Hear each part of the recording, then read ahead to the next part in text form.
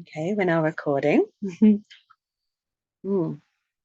So welcome everybody to the Lupa Book Launch. I'm so happy that you're here. Welcome to all those that are live again. And welcome to all those that are watching the recording. Whether that be way in the future, near in the future. Welcome to all those that are here twice. I know some of you have been live with me and in person and are here as well online. So welcome. It is my joy and my pleasure and my honor to share with you this evening all about Lupa. Not just my book that went out into the world yesterday, but also the reason why I wrote this book, what Lupa means to me, my journey with her as well, as an author, writer, and also as a human being. So how tonight is going to run is I'm going to share a little bit about all those things I just mentioned. I won't be going for too long, and then we're going to have a little bit of a Q&A, if you wish, if there is any questions. And then also I'm going to pull the raffle as well. So everyone who bought a raffle ticket, then you will have been entered into, I'll just let this person in. You will have been entered into the draw to win several things, but we'll get to that when we get to the raffle. And then there's going to be a guided meditation and journey with Goddess Lupa. So that's going to be at the end, and there will be a comfort break in between for you. So I just want to bring us present and here. So just want to invite you to close your eyes just for a moment, bring your hands to somewhere on your body that feels really good for you. That can be your heart, your belly, your legs, whatever feels good. Close your eyes very gently. And just inviting yourself into this space, into this time, calling all parts of yourself or thoughts that may be elsewhere. Any thoughts of I should be doing this or I could be doing this. Honoring and opening this sacred time for you as yours. And we'll just mark this by taking 3 deep breaths in together. So we're going to breathe in through the nose and out through the mouth. So breathing in strongly and deeply, breathing into the body and breathing out, just letting it all go. Breathing in again, fully receiving and opening, and breathing out and relaxing. Breathing in once more. And this time I'm breathing out with a sigh, making some noise, giving the body a good shake.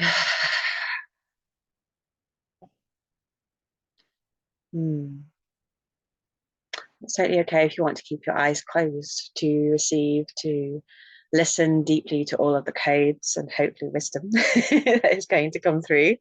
Hopefully not too many jokes. So yeah, keep your eyes closed if you wish, but you're more than welcome to open them now as well. Open your eyes again as I begin to share all about Lupa, our beloved SheWolf. So I called my book Lupa, SheWolf of Rome, Mother of Destiny. And for me, this sums her up in one sentence, all that she encompasses. Lupa, for me, has been a profound guide and guardian, and this is one of the reasons that I wanted to share. I wanted to write about her, and I want to take you back to kind of the beginning of why I wrote this book, to the beginning of lockdown. And just at the beginning of lockdown, like many people went through at this time, I was made redundant from my job. Now, I'd worked in the heritage sector for the National Trust, English Heritage, for 10 years. And this had been my absolute dream. Like, I remember when I was a very small child, I went actually to one of the castles that I later worked in, and I saw some reenactors, and I was like, I remember telling my mom, and she remembers as well, I was like, I'm going to work for the National Trust when I am older. Like, it was like my thing. So for those in America, the National Trust is like our people that look after our castles and our heritage and all those things. So I was determined, like I set this intention as a child, and then I managed to eventually get that job out of university. I studied history and heritage, undergraduate, postgraduate. And this felt like my dream job. The last job that I had with them, I was working with children. So I was the learning officer there. I was a Victorian housekeeper, taking the children around, educating them about history. It was like dreamy. And I was made redundant from this job. And at the time, it felt like I was half and half. So I was half like kind of like, what am I going to do? I was in this scarcity mindset. I was in the fear. I was in the worry, think about the practicality, the finances. But also I realized as I kind of got used to it, because we had quite a long notice period, I realized that I was actually relieved as well. And one of the reasons that I was relieved is that I wasn't fully fulfilled there. I was happy. I enjoyed my job. It brought me pleasure, but I wasn't fulfilled. So it supported me in a way in that I was able to teach, which I believe is my divine purpose. But in other ways, I was not fulfilled because it was not completely aligned with my highest potential, with this need and desire within me to have the biggest impact that I can with this life and this body.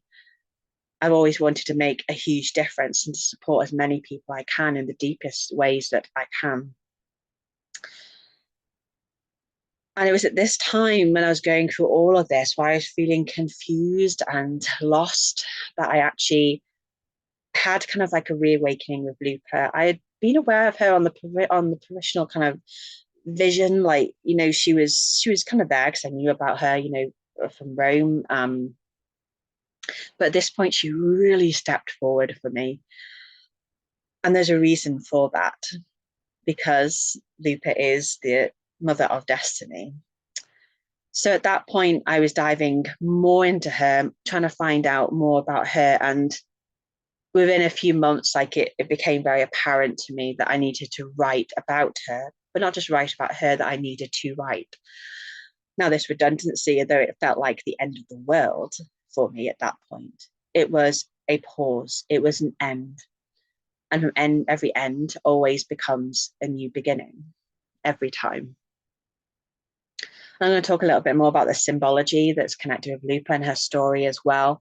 But this is how I kind of developed with her when I had this pause and when I had this space and I had this time to really reflect.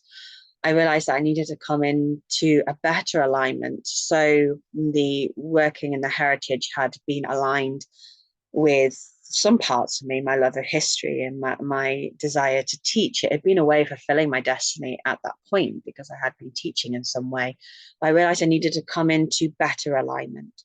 I needed to kind of find a way that was truly, truly resonating and aligning with that desire to have bigger impact. So not just to be supporting thousands of children a year, which was really important to me and I adored that too, but I've always wanted to have a bigger impact.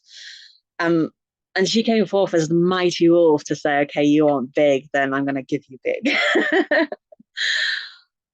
So that's how I kind of found Lupa. And from the very start, I just knew I had to write about her. And I also realized that writing had always been a thing for me. I denied it. I denied it for a long time. But when I realized, I was like, gosh, I've always been a writer. This is always something that I've always wanted to do.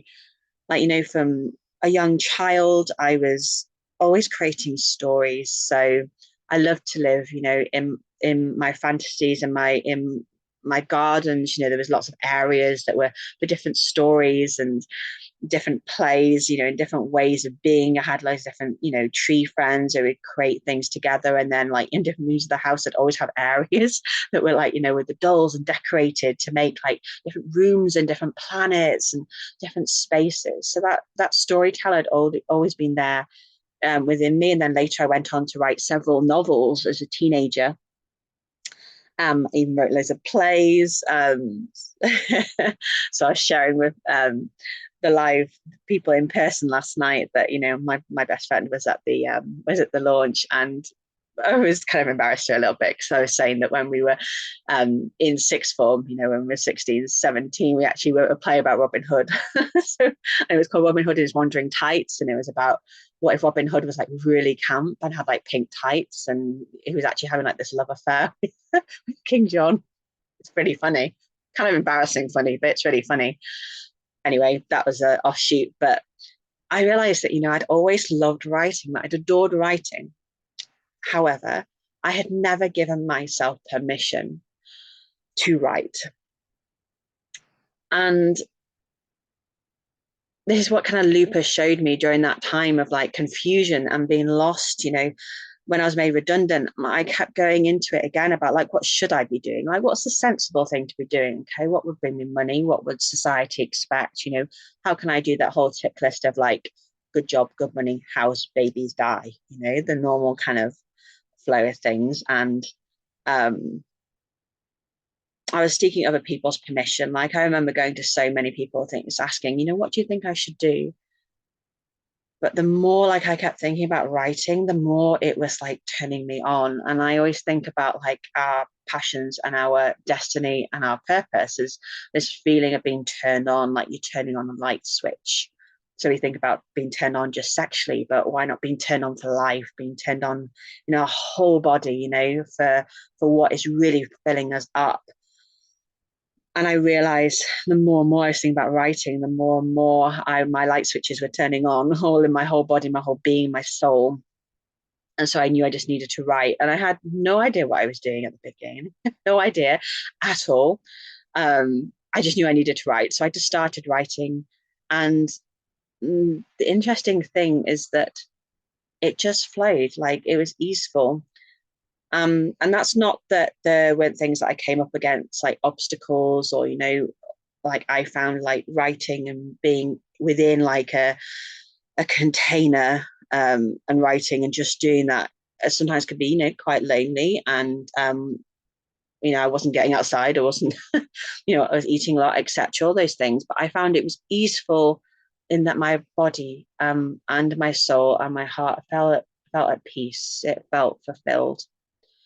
And that for me was a signal that, you know, it was truly aligned. Beforehand, things had always been a struggle, even though, say, I was happy in my other jobs.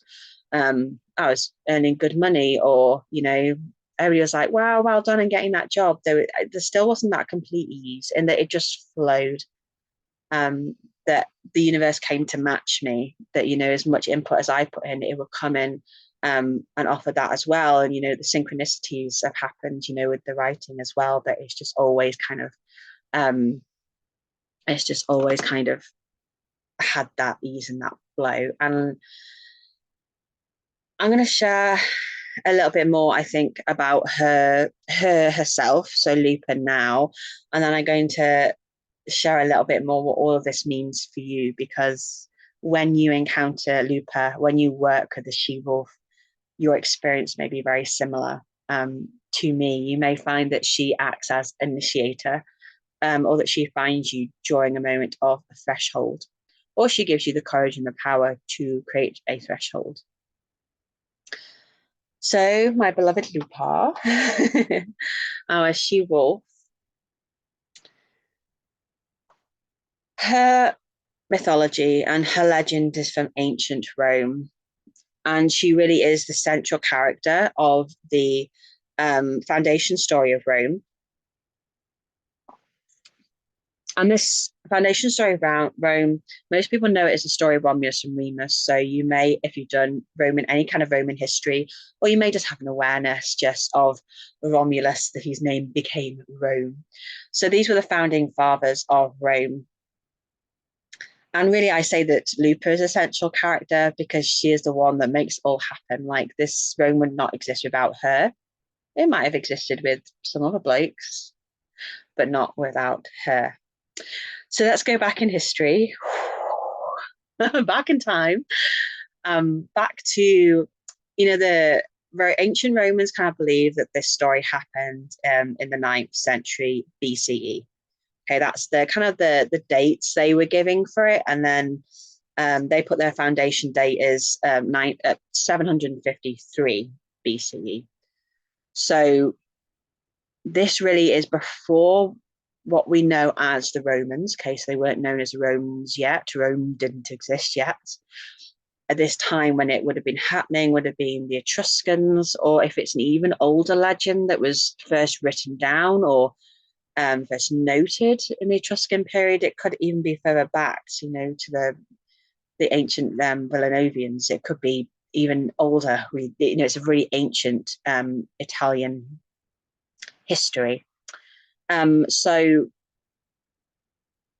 at the time of the story, we're looking at a place that's around the area of Rome called Alba Longa. And so this was the state, you know, that was founded by Aeneas, the great kind of like hero of Troy that came back, son of Venus that came back and created this area. So his descendants were believed to be these founding boys. So this area, Alba Longa, I'm going to keep it really short, had a king.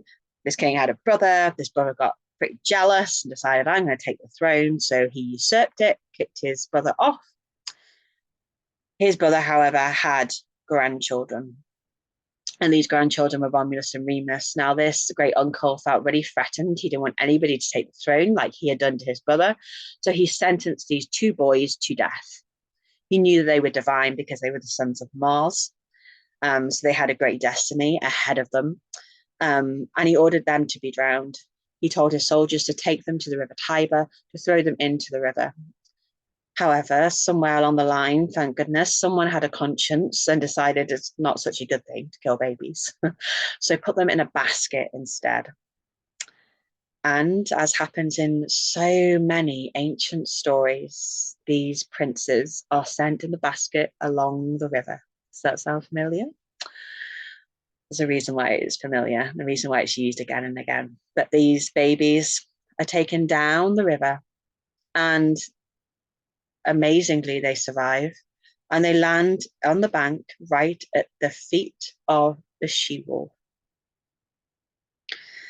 Now, in the story, the foundation story, those two babies are found by the SheWolf there. She licks them, she looks after them.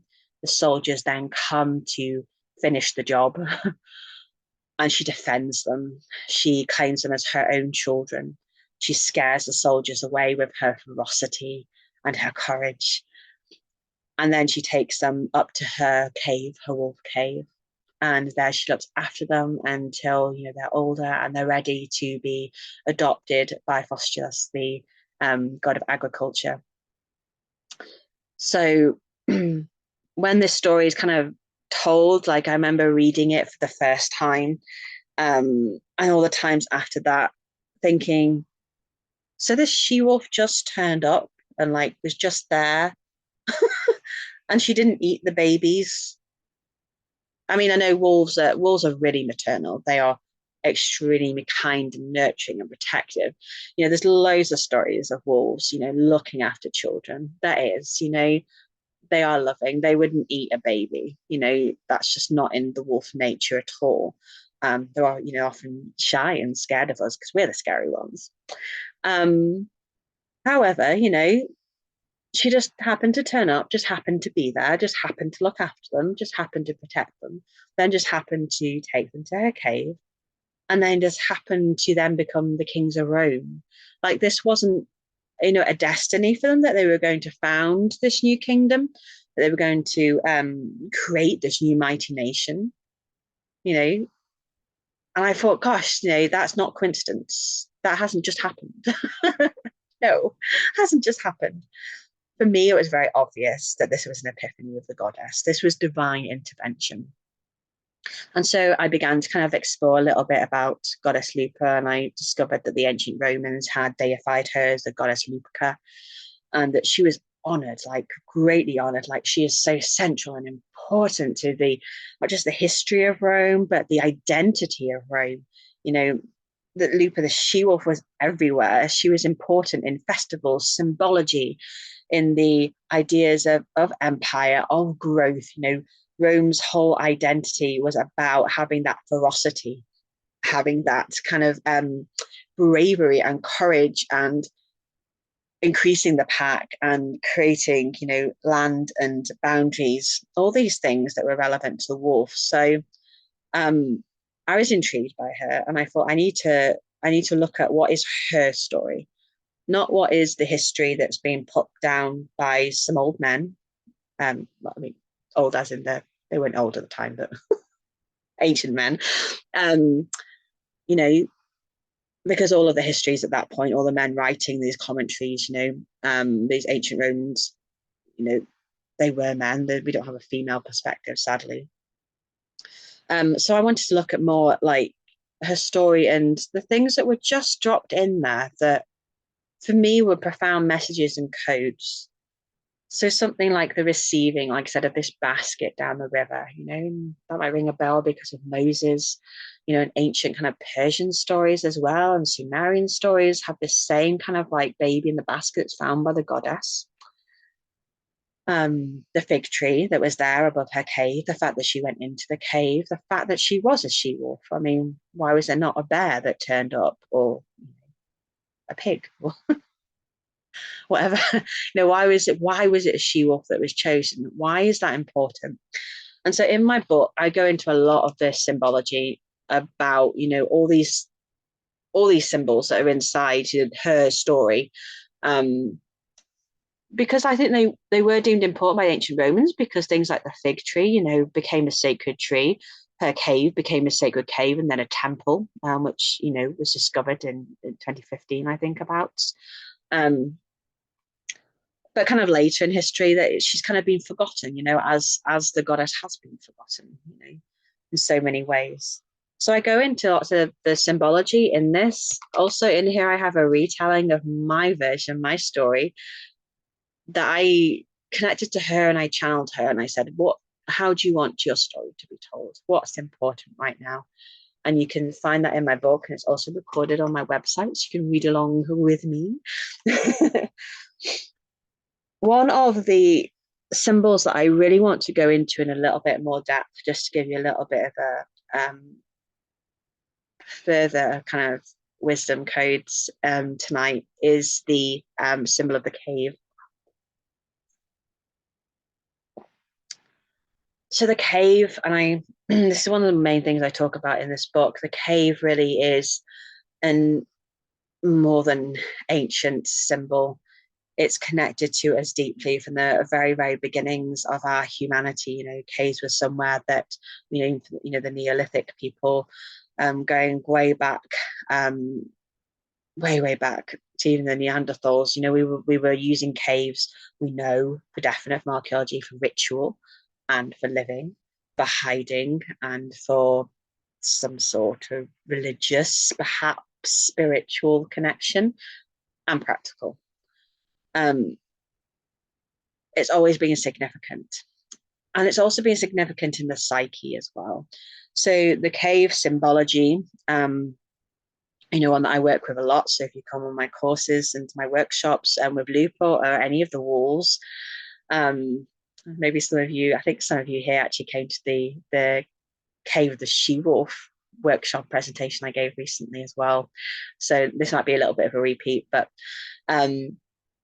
the cave is symbolic of the darkness, of the unknown, of the other world, of the underworld. The wolf is particularly connected to this symbology. The physical wolf, was seen by our ancestors. It was noted, especially by the Etruscans, where Lupa came from, that they would see the wolf, going into these caves. They would disappear, and they would perhaps, especially with the she-wolf, would come back, like 4 months later with babies in tow, and they were like, where did she go when she was in there? They believed that they had this ability to roam, in the underworld, in the other world, and then to be able to pass through. So they were kind of like gatekeepers. They weren't limited there. They weren't limited here, but they could come and go. So they had this ability to transition and to be the initiators. So the cave of Lupa I call the cave of destiny, the cave of the SheWolf. When Romulus and Remus went with her into the cave, they were vulnerable. They were probably scared, they were babies, they were small, they were hurting, they were in danger. They went down into the cave of the SheWolf. When they returned after their initiation with her, they became the kings of Rome. They were ready to be the kings of Rome. Before, they were just these babies. They were just the grandsons of a king. But when they come back out, they start to have these journeys. It's almost like they've become and been set on their path as the hero. They then go on to, create the city, and that's a different story. But when I remember reading this story, I remember thinking, wow, this is so important, and this really reflects our own journeys. So we all go through these times where we have to go down to the darkness, when we go into the other world, the underworld. And this may be a place of things being unknown, a place of confusion, a place of being lost, like those babies. It might be a place of fear, a place of pain, of trauma, whatever you're going through. For example, when I found Lupa when I was made redundant, it was a place of confusion for me.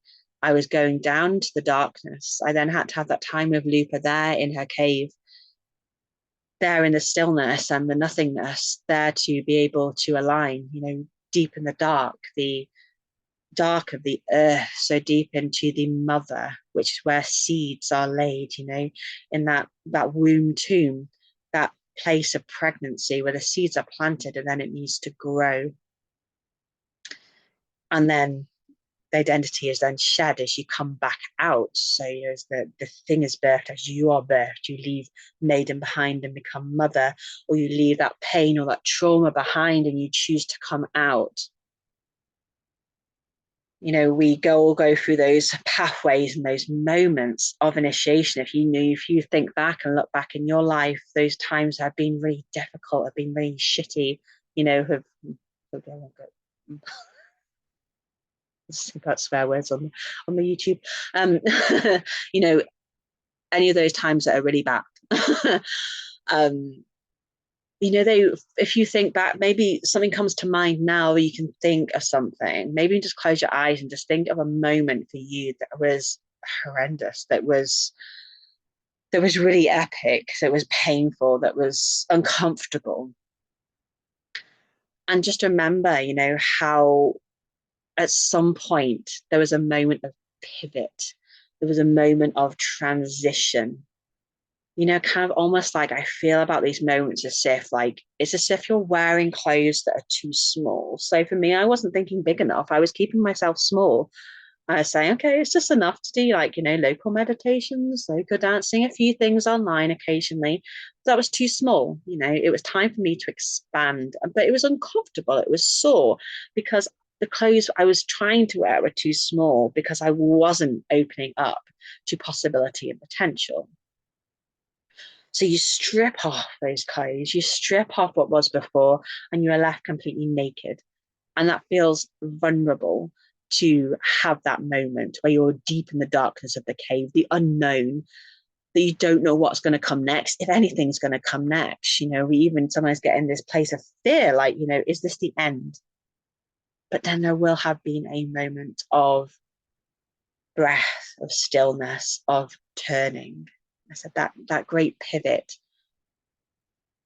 Suddenly you turn towards going up, that you find that even if you have to crawl your way back up, even if you fall a few times and you still keep on going, and you eventually will return back out into the light. This cave, idea is really important, that we all kind of go through these passages, that we go through these ups and downs, down into the earth and back out again. And they actually reinforce as well the importance of these times, that they may be shitty, that they may be uncomfortable, they may be painful. But they're always a deepening of wisdom, a stripping away of a layer. They give us insight. They reveal something. the darkness is not wrong. It is not bad. In fact, a lot of the time it is necessary.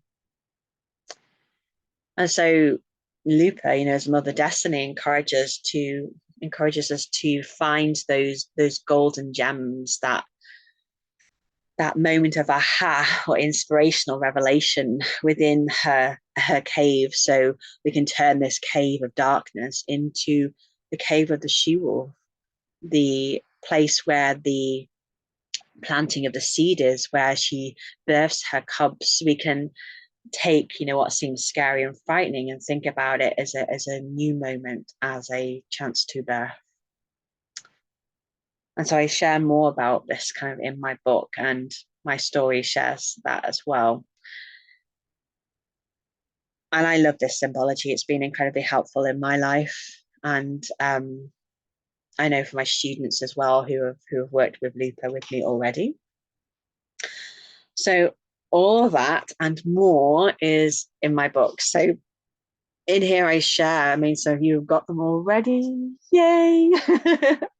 In my book, I'm sharing more about what she meant for the ancient Romans, is the first half. Her earliest stages is the Etruscan wolf goddess, and then for ancient Romans, and then through into how can we take her forward now? So how can she support you? And she's a powerful, powerful guide for anyone that wants to be reminded of their destiny. And another very important thing that I just want to share, one last thing, is that Lupa reminds us that we all do have a destiny. Every single one of you has a destiny. And this is actually one of the questions that someone that's not here asked me to share, wanted me to share more about purpose and destiny. So I mentioned that in the book. So perfect timing. So thank you, whoever asked that. I can't remember. Sorry. So one of the things that Lupa has taught me is that purpose, our purpose, your purpose, is purely to exist. That is it. Full stop.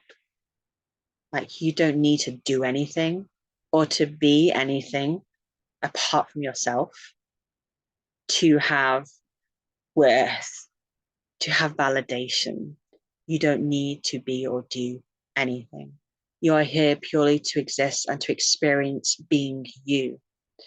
Now, I say experience being you in particular because you are born into this body, this name, this experience, these sounds, these ways of looking. This is what you were given. You were made this way for a reason. This is what is yours. Your body, your voice, your sound, your desires, your loves, your interests, they are yours. They were given to you for a reason. So your purpose is to be embodied, to be you, and to be you well. So when we feel unfulfilled and we're looking for fulfillment, perhaps you've had this moment of feeling, or continued moment of feeling unsatisfied.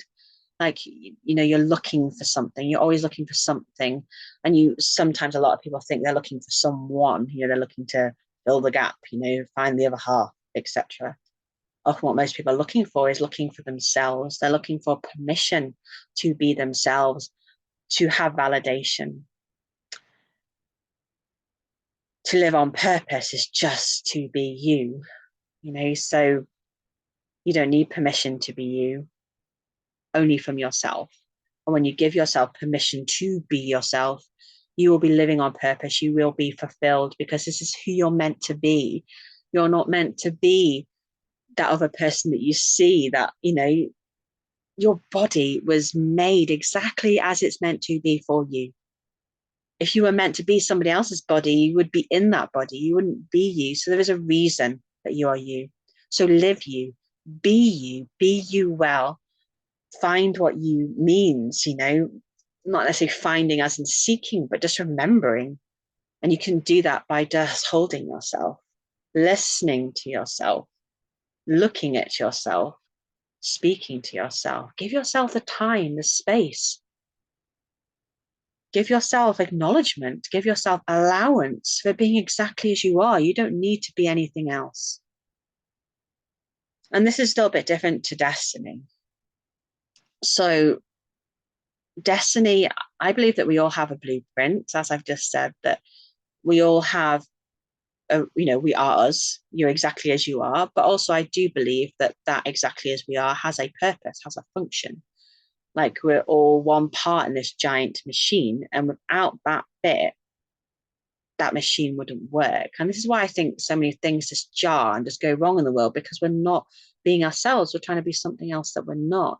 If we were all just ourselves, I think everything would work a lot more smoothly. We're all trying to change and be different than what we are meant to be. So our blueprint, I believe, is the difference that we can be in the world and the difference that we are. Our destiny is to find fulfillment, to be who we are.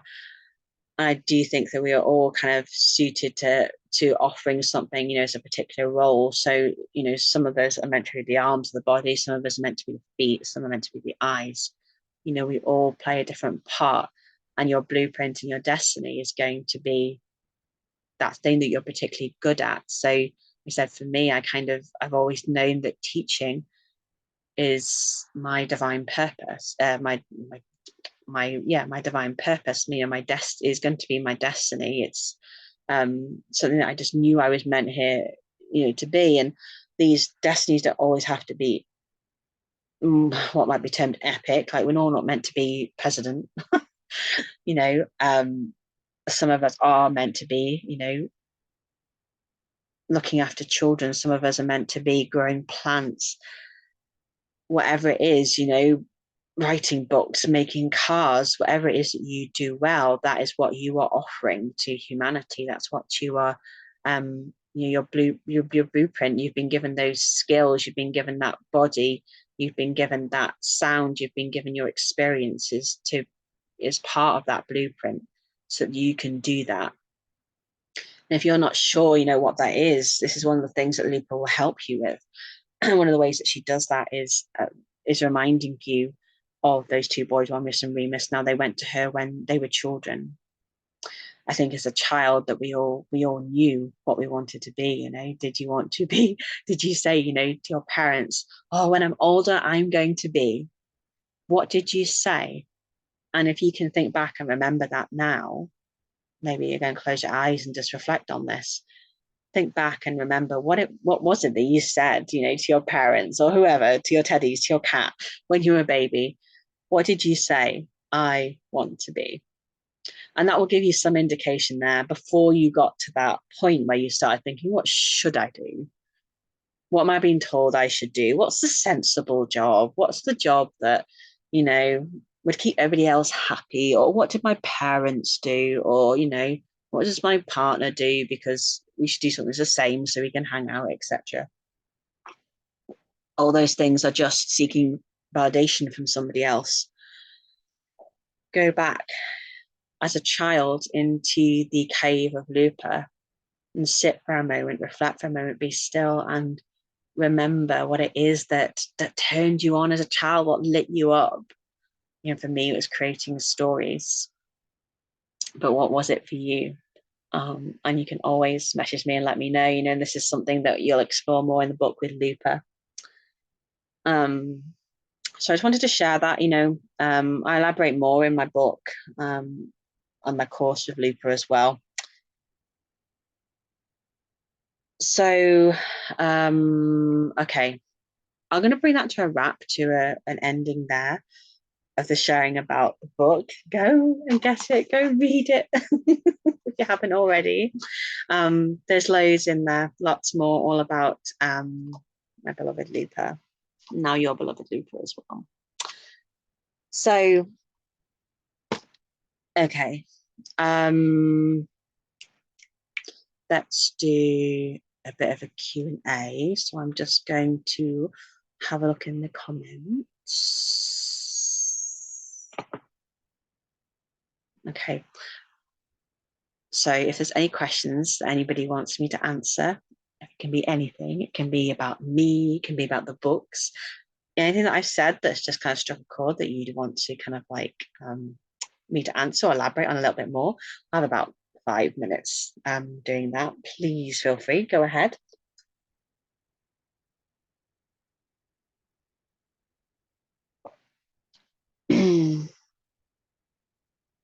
Okay, that's a good question. Okay, so Annie's written here, you mentioned that why the she-wolf? So why the she-wolf? Okay. Okay, I think I know what you mean. Do you mean as in why is she-wolf and not a pig or a worm? That part. Yes, okay. Thank you. That's a good question. Okay.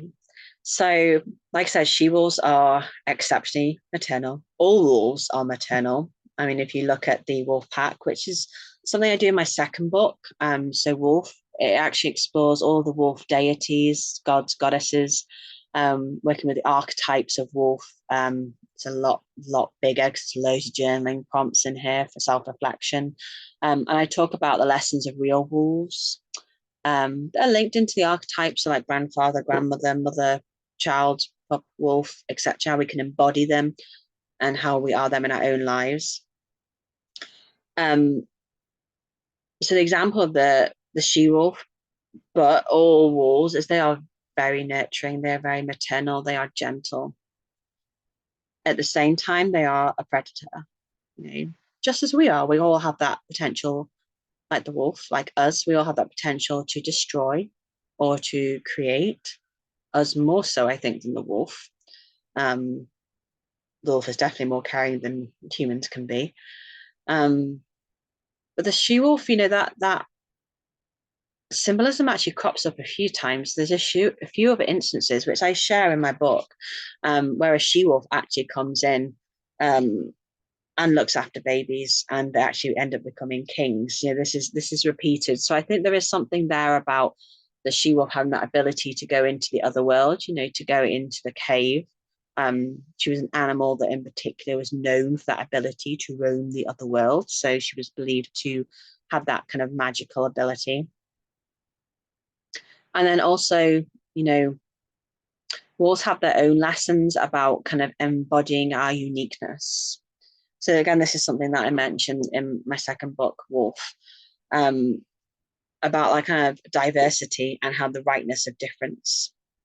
So in a wolf pack, you know, it's led by the she wolf. She is the alpha. So there is these strange ideas about, you know, the alpha male, absolute gobbledygook.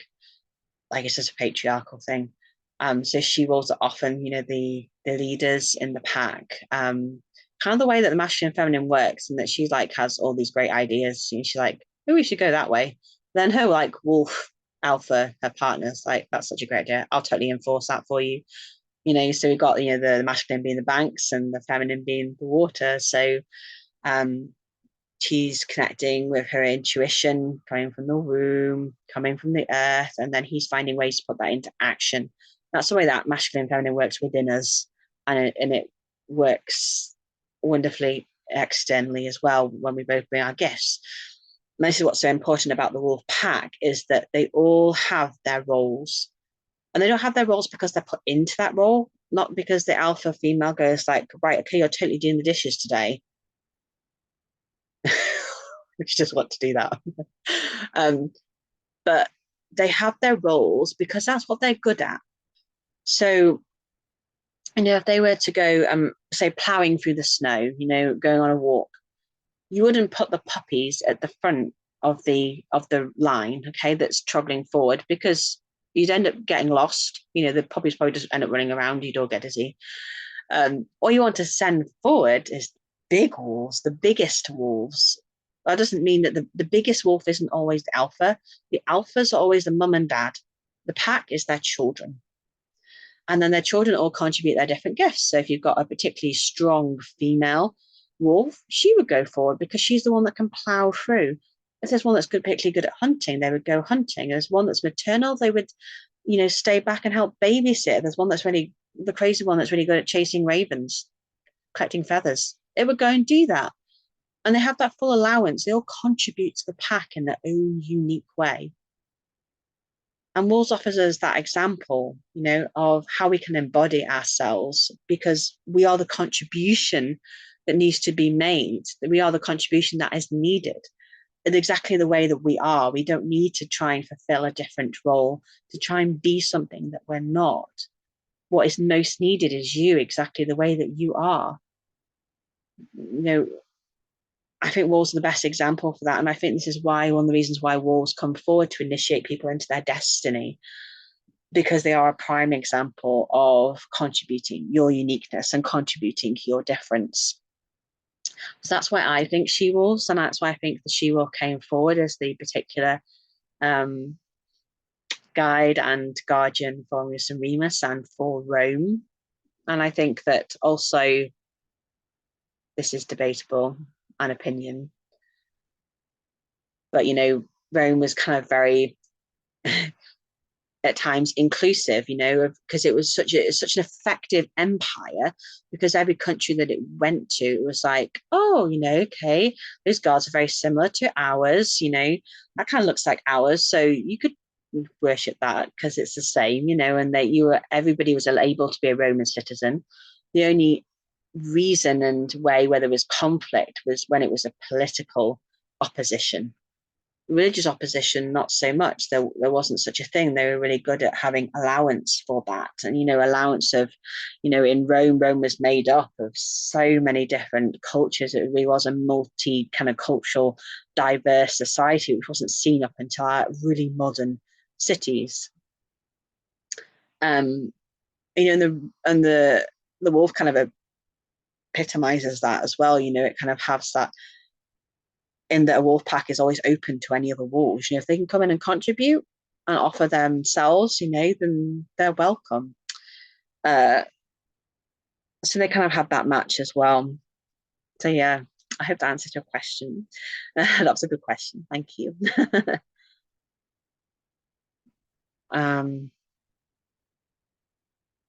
Okay, so the second book is out August 2024. I was supposed to talk about that tonight because it's all about Lupa. But yeah, that one is out next year. And we'll have another book launch for that one as well. Okay. Any other questions? Are we all good?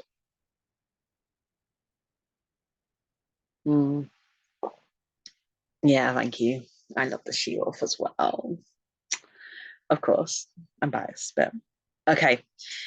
Let's just do the raffle really quickly then. So the two options for prizes is a you can win a free copy of my book, Cool, which you'll get next year. I'll autograph it and I'll post it to you. And then also the gift packs, the gift pack that has the Flower Essence Formula that I created, along with the rosemary essential oil, which is particularly good for working with Lupa, and then the crystals, her crystals, all of which are in this book. So you'll find the oils, the flower essences, and the crystals. Did I say crystals? In there that you can use with her. So, dun, dun, dun, dun, dun, jumbo. Okay. So we've got two winners. So the first winner is, can you see that? Oh, Simon Black. Simon, are you here? I don't think you're here, are you, tonight? No. Okay. You let me know what you want when you watch this recording, okay? If you want the book, you want the pack. I don't mind, either. Either is good. Okay. More. I do this, my favorite bit. Got his name in there twice. You just won twice, Simon. I don't know why I put you in there twice. That's really funny. You can't have two prizes. Sorry. I'm not feeling that generous. There we go. We've got a different one. Katie Dunn. Is Katie Dunn? Yes, Katie Dunn. Okay, Katie and Simon. Oh, Katie, you here? No, you're not here either. Okay. Both of you, when you watch this recording, please get in touch. Please get in touch by the end of next week. Okay, if I don't hear from you, I'm going to draw two other people. just to make it fair. Congratulations on winning those prizes. Super excited for you. Okay, so we are going to have a very, very short comfort break. We are just going to have just two minutes, okay, really short. If you need to go to the toilet, then please do. When you come back, we're going to do the meditation. So get yourself comfy, whatever you need to do, whether you need to get blankets, cushions, lie down, throw the kids out, whatever you need to do, okay? I said go, sorry, it's a fly. Go to the toilet, please, because once we're in the meditation, it's going to be about 30 minutes, okay? And I don't want you to be disturbed. Okay, so 2 minutes comfort break. I'll sing for you in the meanwhile, anyone that's staying.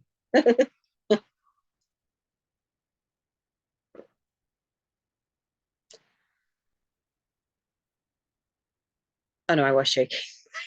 Who was taking? I can sing if you want me to. But as a song that I really love,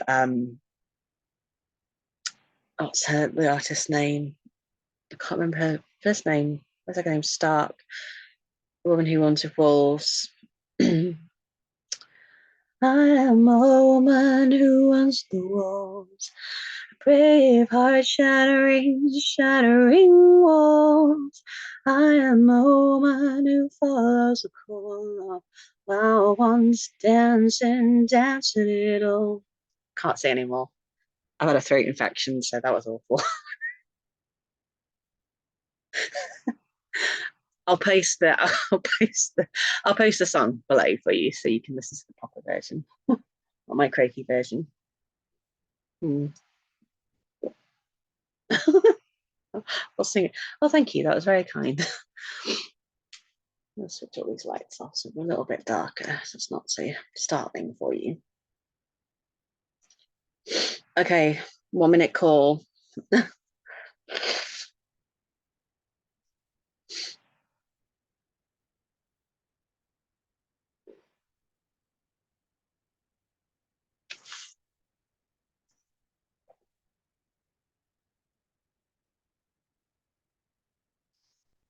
Okay, dear ones.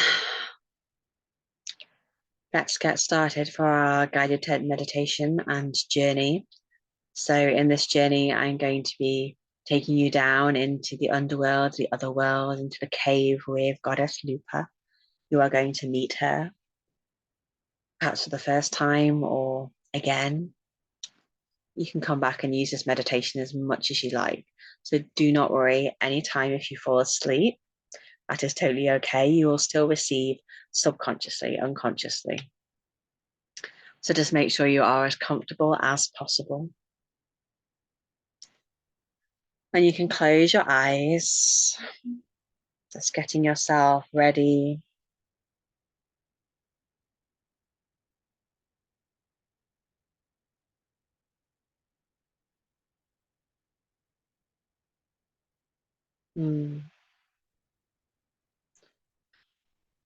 Just taking one deep breath just to really offer a moment of transition, of marking this space, creating a boundary. This is sacred time now. This is your journey for your greatest revelation and inspiration.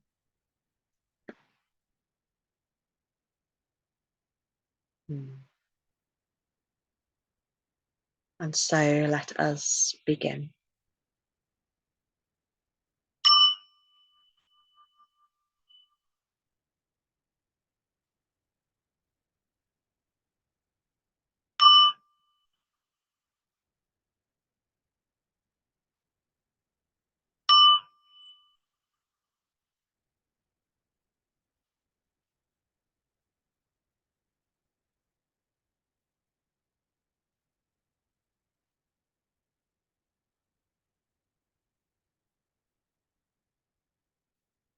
And bringing your focus into your breath.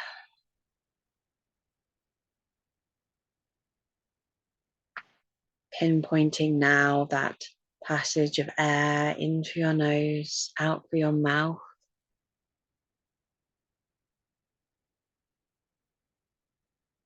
Really zoning in To become aware of the temperature and the feel, the noises.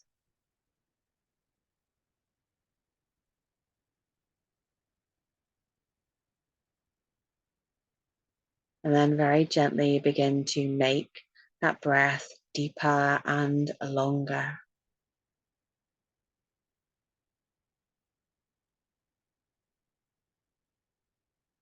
As you breathe in, drawing yourself deeper, more fully into your body. Bringing your presence right in, internalizing. And with each breath out, feeling yourself sink, sinking and relaxing, surrendering, knowing that you are safe, that you are held, that you are loved, that you are seen, that you are heard. In this space, you can be all that you are. There is no judgment, no conditions. Allowing your body to relax, feeling the tension slipping away from your shoulders. Perhaps feeling tension easing off you like a river passing by. And the river comes and washes over the top of your head, down over your face, and then your shoulders, and down along your body. This river washes by and washes away any thoughts, any worries, any anxieties, any tension, any heaviness, that you become light and soft, rested, peaceful.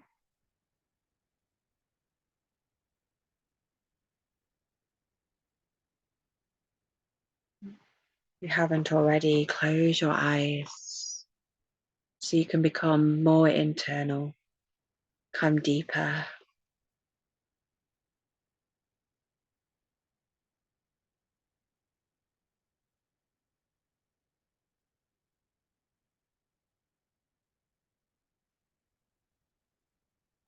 Now let go of your breath and just let it be. Let the undulating waves and tidal currents, that watery flow of the breath in and out, just let it ebb and flow in and out to give and receive.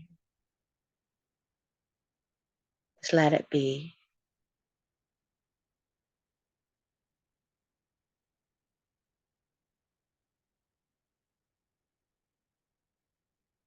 This journey is going to take you deep into yourself, deep into the realms of possibility and potential, your greatest remembrance and revelation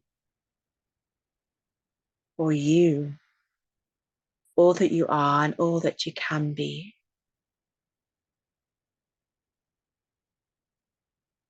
So I ask these words as an opening, as a question, as the doorway to all that is possible. Who are you? Who are you? Who are you?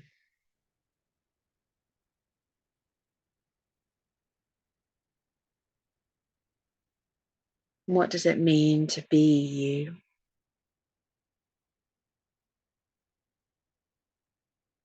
Who have you chosen to be? Who are you? And who were you before that? And who were you before even that?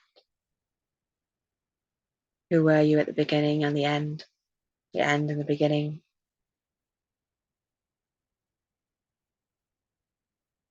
Who were you before and after and now?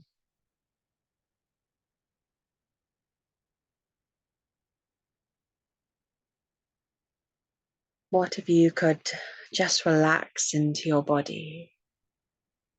What if you could just relax into yourself? What would it mean to relax into the way that you are and who you are, just as you relax into this meditation now? What if it was safe to be you? What then? What if you were completely and utterly you?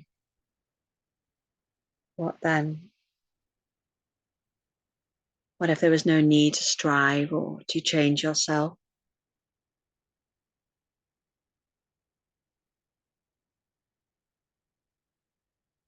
What if you were destined to be exactly as you are?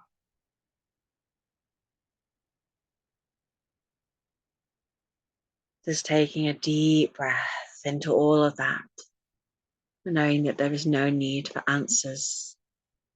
Being in the question opens the door.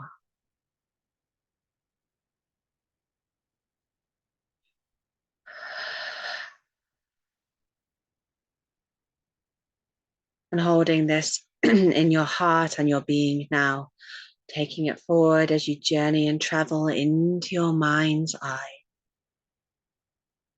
You feel yourself transitioning and journeying, traveling deeper into yourself, into your mind's eye. And you find yourself landing feet upon the ground in a landscape where the sun is blaring down. There are hills in front of you. The ground is rocky with stones. There is olive trees, and fig trees, and rosemary across the path.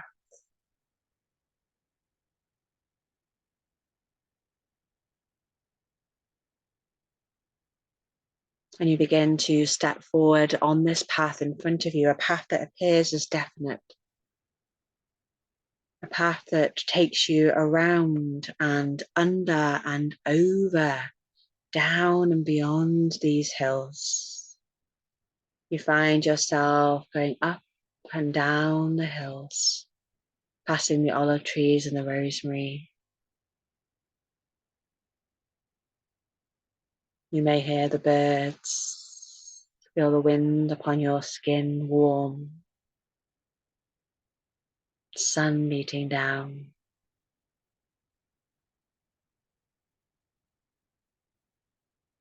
You come to the top of the hill, your hill.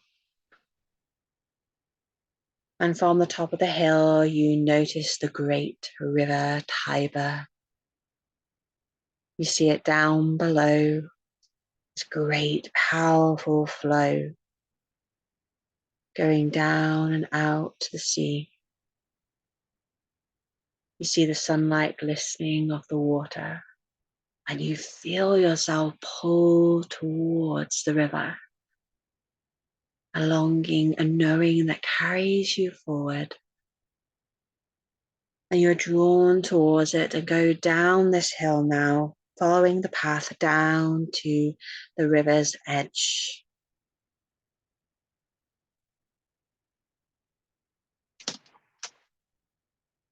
And there at the river's edge, there waiting is Goddess Lupa, the SheWolf. You look upon her great white wolf body towering above you, and you feel her strength and her power and her love. She looks at you with her golden eyes, and perhaps she nudges you with her wet nose, and you get closer. Perhaps you place your hand upon her warm fur. She may lick your cheek in greeting. You may snuggle in closer to her, or you may find yourself wanting to hold her or bow or kneel or sit with her. May honor your presence, great Mother SheWolf.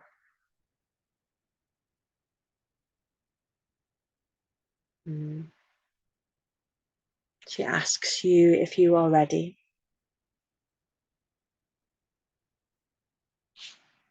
Are you ready, child?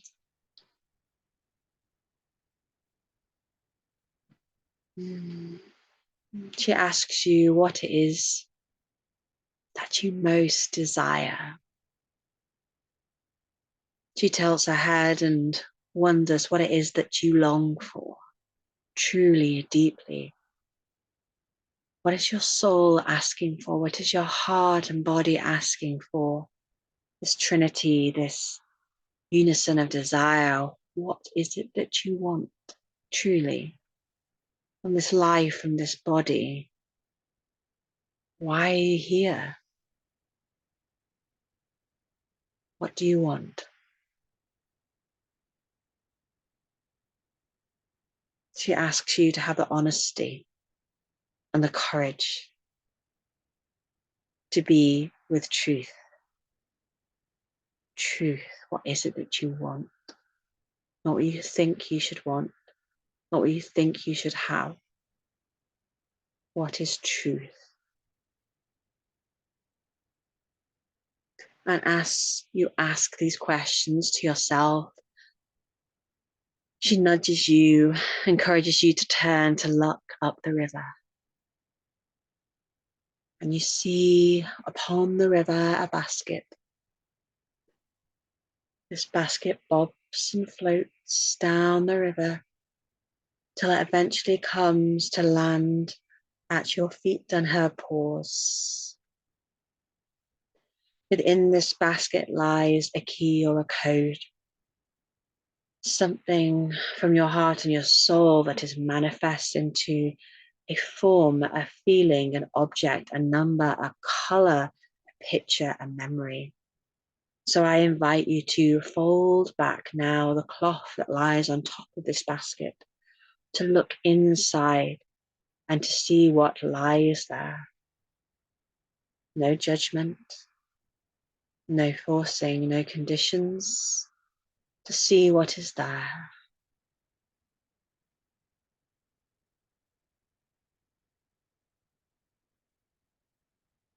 And take this thing now out of the basket, take it in your hand and place it to your heart as Lupa with her paw gently pushes the basket down the river. You hold this thing to your heart, close to your body, and just feel it there for a moment. Just be in awareness, holding, present to whatever it is. You may not understand it. It may not be clear yet, but or whatever it is, thought, feeling, word, picture, thing, hold it in your heart.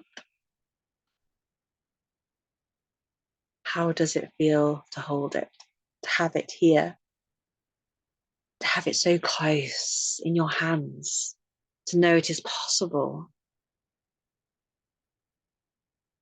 to know that you have just created this, that you have brought it forth, that you have invited it? How does that feel?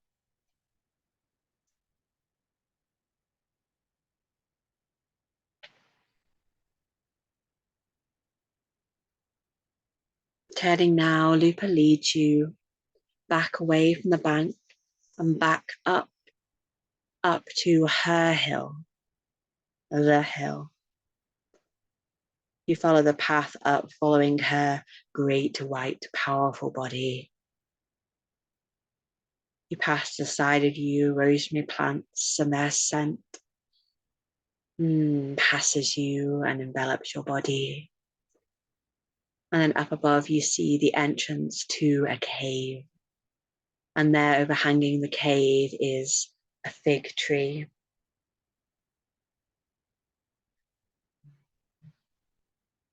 That fig tree is full with ripe fruit. As you stand on the threshold of this cave, you notice that the juice begins to drip, drip, drip, drip down. And so when you are ready, taking a deep breath, you step forward over this threshold into the tunnel, the opening of the cave. And you feel the fig juice drip, drip, drip over your crown and across your face. You follow Lupa into the darkness, noticing any feelings or sensations. Again, having full allowance for whatever you are feeling. You are safe and you are held and you are loved by your wolf mother. She is here with you. You can hold on to her if you want as you travel down through into the cavern, deeper into the cave. You may just want to follow her paw prints, going deeper and deeper and deeper down into the darkness.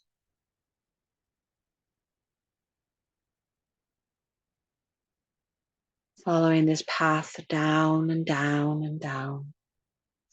Feel yourself going deeper into the body of the earth, into the womb of the mother. The air, rather than being cold, is warm against your cheeks and your body.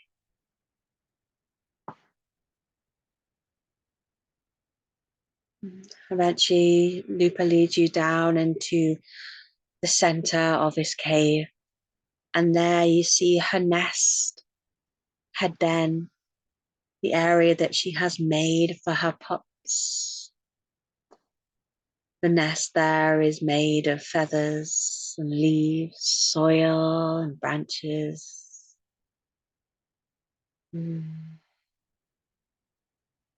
You feel the love and the attention that has been paid on this creation. She invites you to go over to this nest, and she tells you to place that thing from your heart that was delivered in that basket, to take it and place it in the nest. Put it down. Release it. Let it be. Rest it now, my child. Take this burden off your shoulders.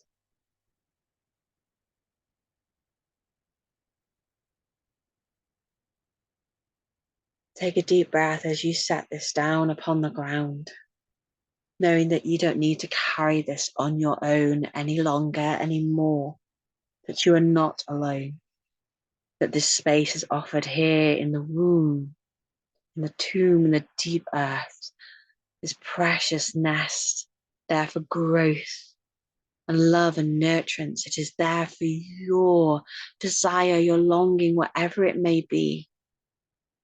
In this moment, it is seen, it is heard, and it is offered this sacred space to be. So set it down, allow it to be seen, allow it to be carried and held by the earth.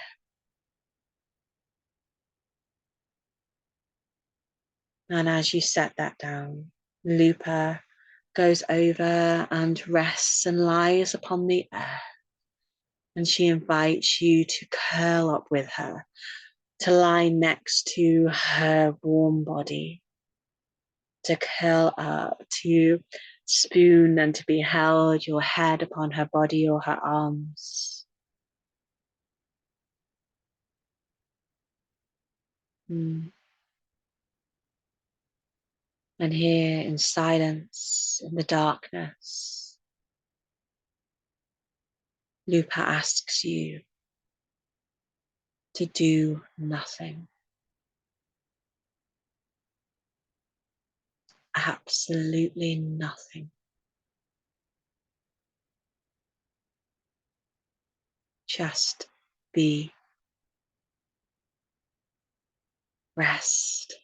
Be at peace. Feel yourself just sinking back into her body.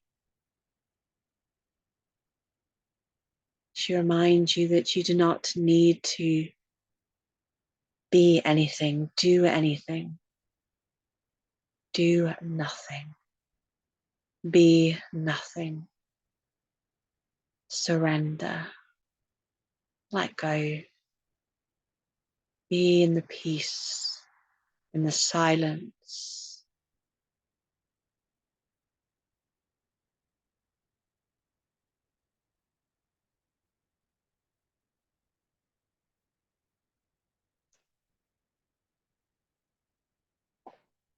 In this moment where you are nothing, where you are doing nothing, know that you, just your essence, essentially as you are, that you are valuable, that you have meaning, that you are worthy of love, that you are worthy of fulfillment, that you are worthy of happiness and peace and contentment or satisfaction. You do not need to be or do anything.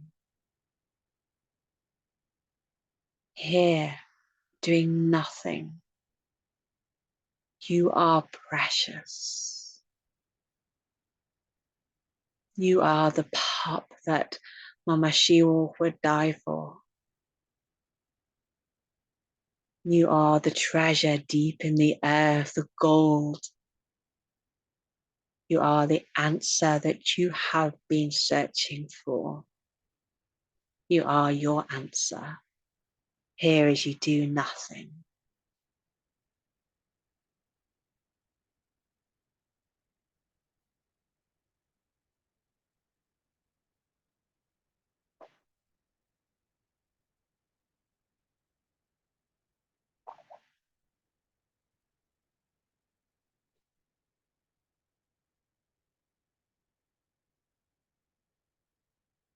And spend a moment with her now, just breathing and being.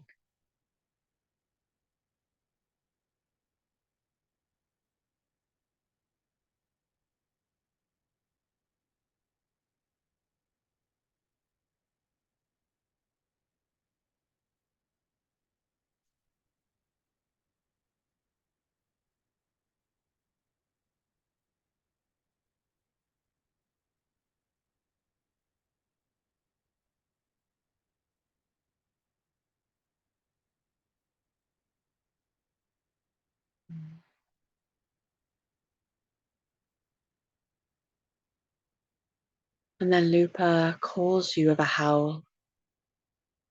That howl vibrates through her full body. It awakes you and stirs you and calls you to grow from this place, to awaken from this place, to choose from this place, to act from this place.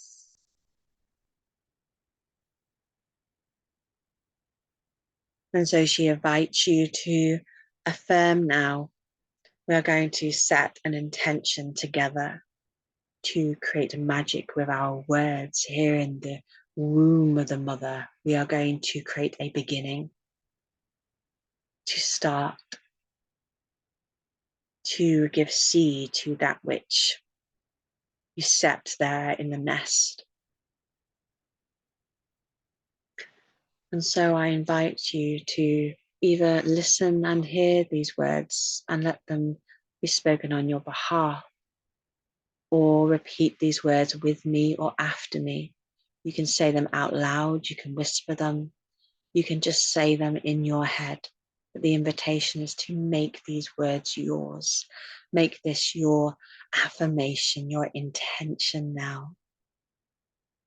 Let us invoke our highest possibility and the potential.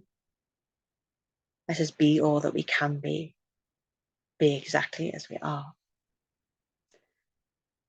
And so repeating these words, I, and say your name.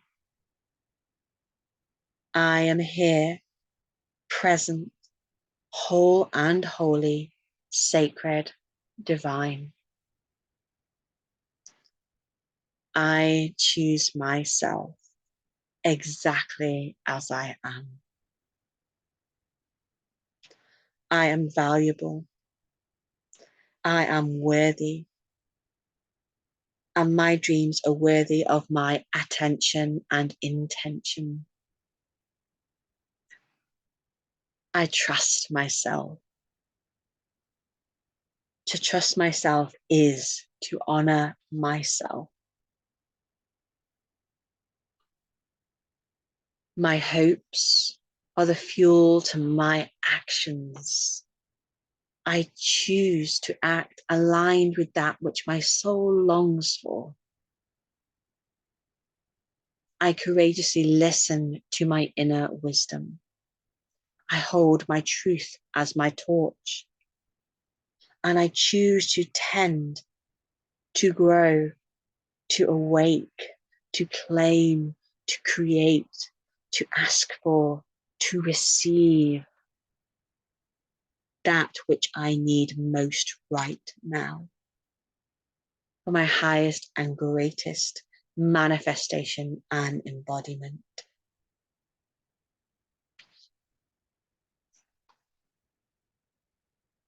And say your name. I am here, present, whole and holy, sacred, divine. I choose myself exactly as I am. I am valuable and I am worthy. So it is, so it is, so it is, so it will be. So you are ready now. You are ready to take your steps forward. Take up that object that you placed upon the nest, that thing, that word, that feeling of destiny. And take it now, take it back into your hands, your heart, as you follow Lupa back up out of the cave, going back up through the tunnel, the cavern through which you came down, being yourself stepping back up. Perhaps there is light coming through in front. You can hold on to Lupa again or just follow her paw prints. Going all the way back up to the entrance of the cave. There on the threshold at the exit and entrance. Take a deep breath, take a moment just to breathe, to be, before you step forward. Stepping out of the cave, going over to the side of the cave where the fig trees and the rosemary are. Lupa begins to dig away at the earth with her paws, digging and digging and digging and creating a hole there in the earth. And she gently whimpers and invites you with that whimper to place that dream, that desire, that longing, plant it in the earth, here at the entrance to the cave. And together you push the soil back over, patting the soil down, placing your paws and her paws upon the earth. She will stand guardian of this at any time that you need to return.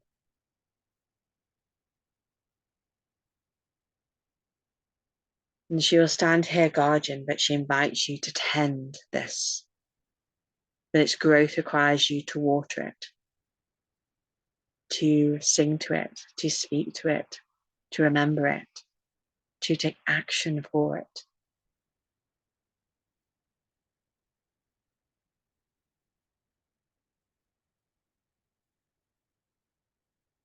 And so it is done. It is done. It is done. And know that with your great power, combined with the power of the goddess, that this will grow, this will manifest.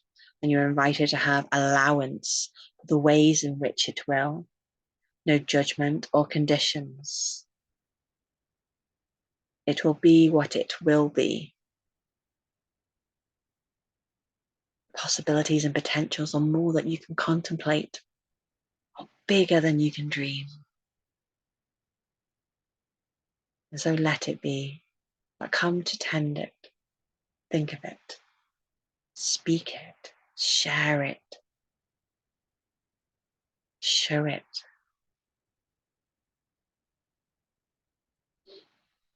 And so spend this last moment now with Lupa. Any last things you want to say, any thanks, any gratitude, anything you want to ask, anything you want to do.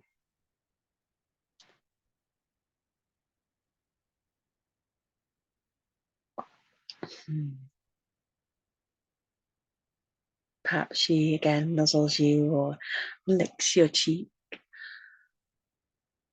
And then she sets you on your way. She pushes you with her nose and sends you back down the hill. And she watches you as you return back to the undulating hills, the 7 hills. You follow the path on which you came. You follow that gravelly, stony path lined with olive trees and rosemary and fig trees. You go up the hill and down the hill until you find yourself back at the place where you began. And from there, just calling yourself back towards your body, into your body, feeling yourself coming back into the edges and the shape of your physical body, becoming aware of the places where you meet the bed or the seat beneath you, becoming aware of the shape of you, the edges of your fingers and hands and head and hips, becoming aware of your breath again, hearing the noise of your breath, the sounds, the feel, the temperature. Calling all of you back, calling you back, returning. Coming back, knowing it is done, and so it will be. Coming back, knowing how wonderful you are, how unique and special, how delightful you are, how magical you are, how worthy you are, how valuable you are.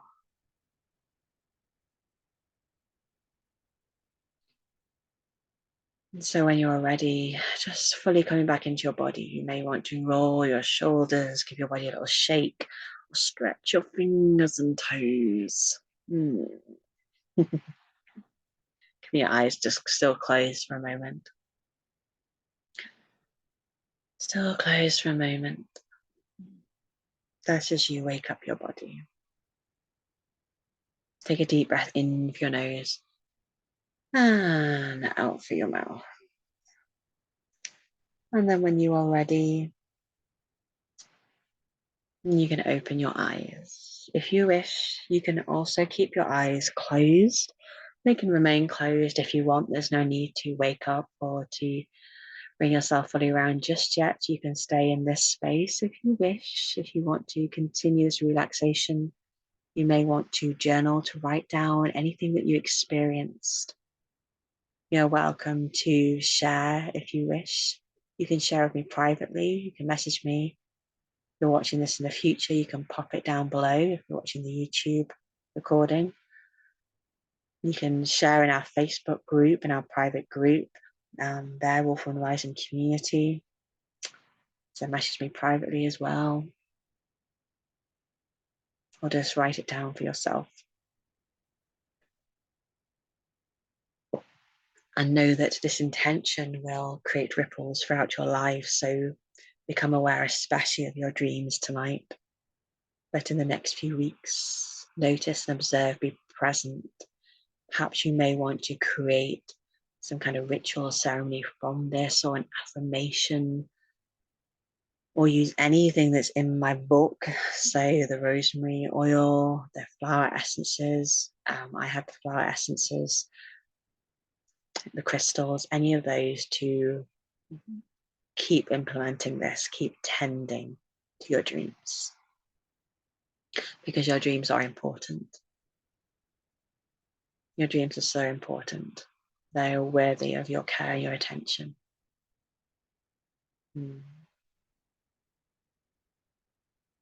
Okay.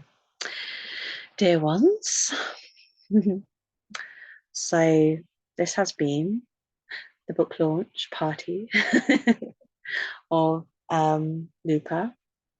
I hope that your journey with Lupa continues to be insightful, powerful, nurturing. She is a loving mother SheWolf, and she will look after you. I hope to work with you again as well to continue our journey together. Let me know how you get on with the book. Lupa features in all my books. I don't know what's going to come in the future, but so far the first four and five books have got Lupa in them. So there's plenty of opportunity to keep working with her. Because I love her.